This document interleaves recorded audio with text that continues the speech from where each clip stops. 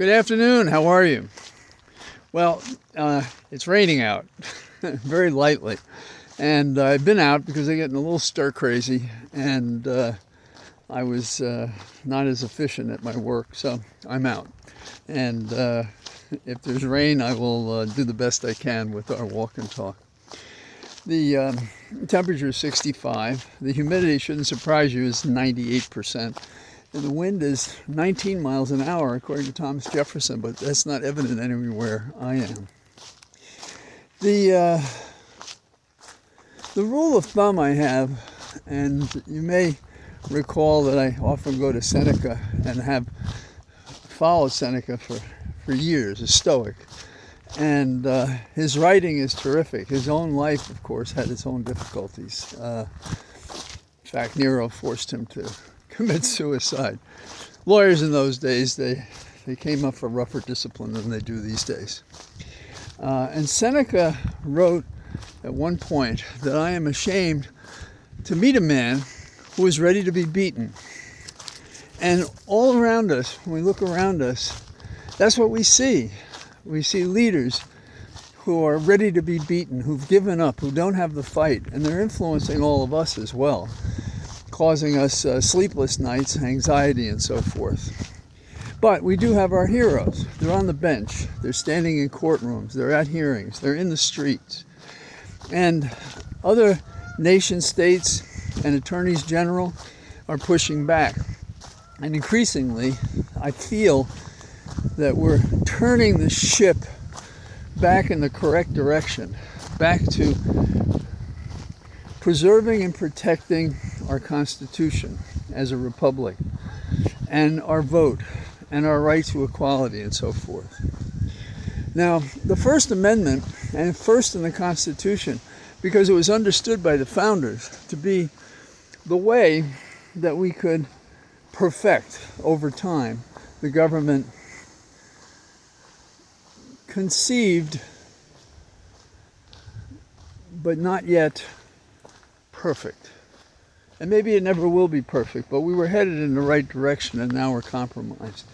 The free press is about access to the courts, access to our governing bodies, access to the truth to inform. It's about free speech to oppose. In fact, the First Amendment was created because the Constitution didn't have these bills of rights. And when they were created, the first one created was this one. Free speech, assembly, and so forth. Now, there are case studies all the time that remind us of what's at risk. And there are students, and they've raised the question, when is a student free press not free? When the principal may edit the stories. Now, to somebody not in school, this may seem trivial, but I have known over the years persons who in high school and college were writing professional stories about things they observed and knew. A good friend of mine, Charles Kaiser, didn't finish college, but managed to become a New York Times reporter, a Wall Street Journal reporter, a book author, and so much more. And there are others like that, self-selecting people who have the instinct to cover and to write and care to get it right. And they realize informing the public is what makes a difference. And my Thomas Jefferson quote that I love so much is, a nation expects to be ignorant and free, expects what never was and never will be. And so how we formulate what the rights are of students is a critical element of this. And where is the case I'm talking about in which the Free Student Press is being edited, and that's in the Alexandria City High School. The paper wrote about the rolling out of a new high school campus in Alexandria, Virginia, okay? And the politicians, I guess, were anxious about this story because it was a study and it was very, very well done. I think if you were to look at it, except with a more experienced eye of a journalist, you would think it was compatible with journalistic standards that are applied to regular, professional, full-time reporters. The students got notice after they did this series that the school was going to edit articles of, and this was the term they used, high interest. Now, which articles are the most important articles? Well, I think, for some, it's important to know there's a garden fest going on, or there's going to be a meeting about when we're going to have the dance. But what about those other objects, the high interest objects? Aren't those perhaps even more importantly subject to a standard of freedom rather than to tinker and change it and so forth? So the students responded, and it's online. They seek to shine a light on the untold and underrepresented stories that shape lives. So the students are attacking the prior restraint of the school system as to what they say. In the bargain, it's kind of interesting because if you try to compete as a student newspaper, but the paper is really edited by someone who's not a student and who's at the school and is the principal, then you may not compete.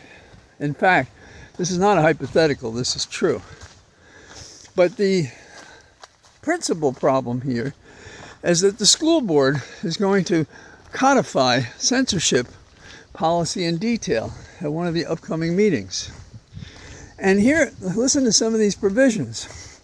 They want to be able to discipline students who work for city newspapers. So even if they write for the student paper, we're also going to block you if you try to write for a city paper. The students don't own what they write. So, for example, poems. Those don't belong to the students. They can't take photographs of crowds unless they get approval from each person in the frame of the picture. That's something, isn't it? And I'm going to attach a picture of them all hiding behind the newspaper that they publish, that is, they being the staff of the paper. The students object to a filter against information the adults don't like. Isn't that what this is really about? Stories of high interest that cross a line. It's okay, you can talk about these, what we consider harmless things, but if you're going to talk about something that's actually important, that's really newsworthy, then we're going to edit what you're saying. Now, the name of the paper, if you want to look it up, is Theogony, Theogony. And I don't know how they chose it, but it's kind of interesting. For those who believe in a unitary God, theogony is the study of the genealogy of the birth of the gods. So I think the kind of opening a whole atmosphere of godlike behavior. Apparently there's no room for atheism or agnostics in the probably not well considered name of the newspaper, but perhaps this will change some of that. So we should celebrate the effort of these students. And I'm proud to learn that students have the gumption to fight that adults that we see on a daily basis do not. The Supreme Court has weighed in years ago on editing student newspapers. Perhaps this